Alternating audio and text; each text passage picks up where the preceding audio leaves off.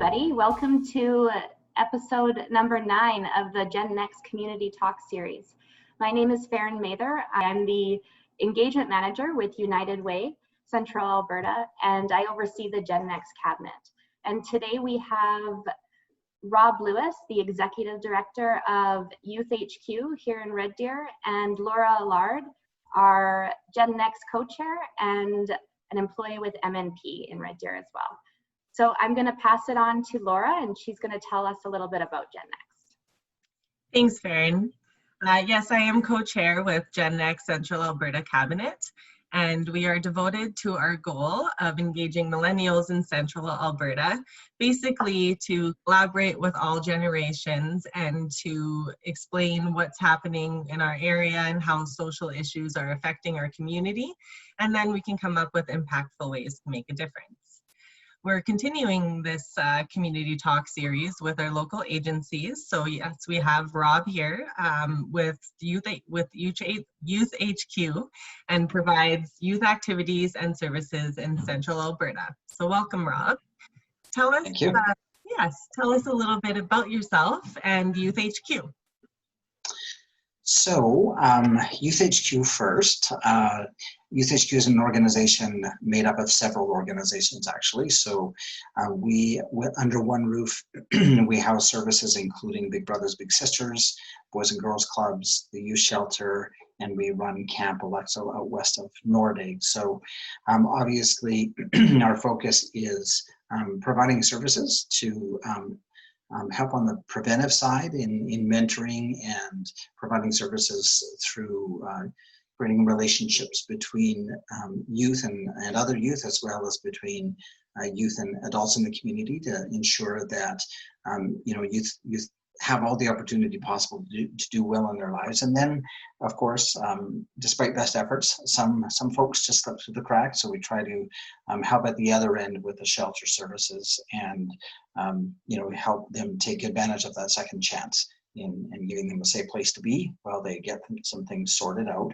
So I'm new kind of to Youth HQ. I worked here before in 2005, 2006 as the program director, and then went off and did various other things with Big Brothers Big Sisters of Canada.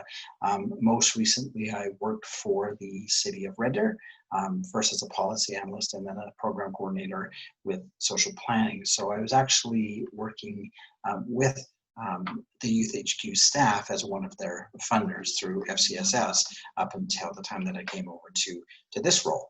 And so it's kind of a homecoming for me. I'm glad to be back and just excited to see all the changes that have happened, but also how the organization still has the same heart and the same soul, which is it really was like coming back home after a long trip away. So the first question that we have for you is basically, how has the pandemic affected your programming during this time? So most of our programs are delivered in a face-to-face or even a one-on-one capacity. So we either have groups of kids at an after-school club, or we have camps running during the summer out at Camp Alexo, or we have mentors meeting with their mentees, all of which had to be changed and or modified or paused during the onset of the pandemic. So I started back here on April 6th, which was right in the throes of the pandemic, and with our programming had essentially paused. And Dawn, who was in this position or filling in for this position, had made the decision to send staff home who could go home, and we moved to that work from home scenario, with the exception of the shelter. The shelter's programming continued on uninterrupted for the most part, but we moved to more virtual programming wherever we could. So mentors were meeting with their mentees virtually, and we started building out virtual club meetings and sending activity packs home to kids who would have otherwise come to day camps and things like that. The biggest impact definitely has been the loss of our summer camps. out at Camp Alexo. So those would have been typically 3 to 5 nights overnight out in the wilderness setting where kids go out and of course it's all group and it's impossible to safely distance and all that type of thing. So a little bit heart-wrenching to find out that that was not going to happen. But we've put into place summer day camps in town at a couple of our club locations and different city-owned locations around Red Deers. So staff have been quite flexible, and there's lots of ingenuity being accessed now to still meet the need of connectivity. And one thing that it's really proving out is that connectivity is the key. How we do it sometimes isn't as important as the fact that people are still able to connect with each other in some capacity. So has there been basically, like, what has been the increase, or has there been an increase in the number of families or community members that are accessing the programs and services, or what does that look like exactly for you guys? Actually, it's been about the same or even a little bit of a decrease. So the shelter, for example, the activity at the shelter has kind of slowed down a little bit compared to what it has historically been.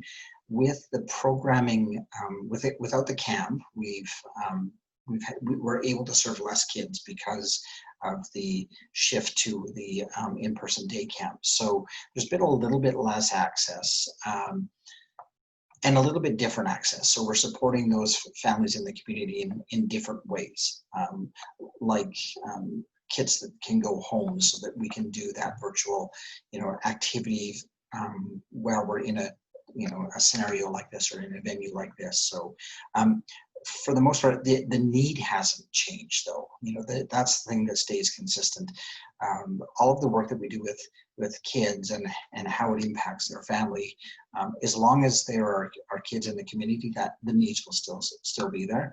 So definitely have to give huge shout out to the staff team here, who have been masters at taking the scenario and spinning on a dime and making something fantastic out of what could have been fairly cataclysmic. There are lots of clubs across Alberta and across the country that had to shut their doors for the summer because they just couldn't, for various reasons, they weren't able to operate.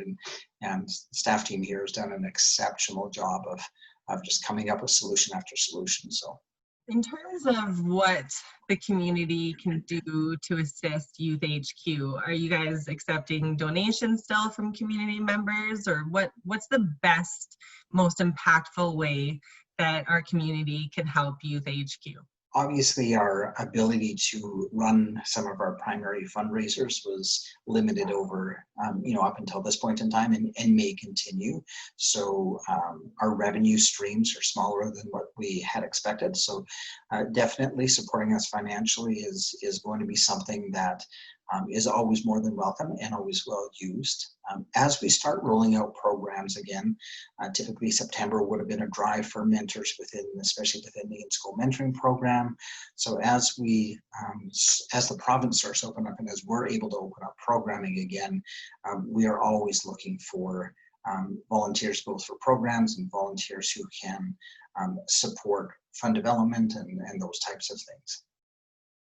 Great, thank you for explaining, because that is one thing that we try to make a point, definitely, as a cabinet, to get the message out to our community and in terms of what our partner and local agencies are actually needing, so that we can help in the best way that services you as well. So thank you for sharing that information. Yeah, I definitely appreciate the opportunity to have a conversation. So thanks so much for reaching out and giving us an opportunity and a venue just to kind of explain what we do and who we are.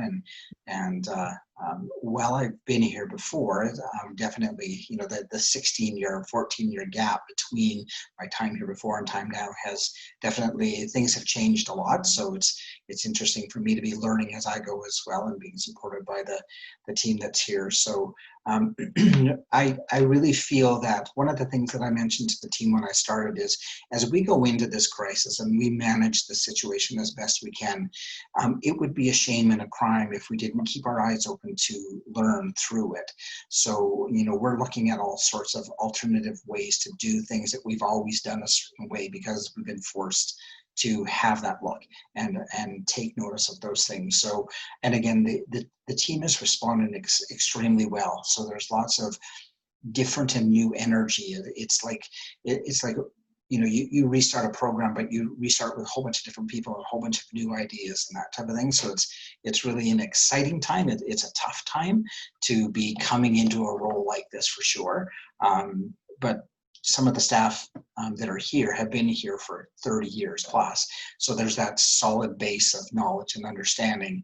And you know, like I said, the heart and soul of the people here is youth and serving kids and youth in our community. So that energy has stayed, and it's just really neat to be part of the organization at a point in time where there's going to be a big shift, or there is a big shift happening, and I get to be part of that, and I think that's extremely exciting. Thank you so much again for taking the time to teach us more today about how you and Youth HQ have been doing during these very challenging times and how you're putting a very positive spin on it. So thank you again. And thank you also to Farron and United Way Central Alberta and all of our GenNext Central Alberta cabinet members for continuing with these talk series to allow our community to be aware of what's going on. And thank you also to everyone that's watching on social media. So please stay tuned for our next sessions to come. Follow us on the social media platforms, and don't forget to check out the United Way Central Alberta website for more information on COVID-19 funding opportunities.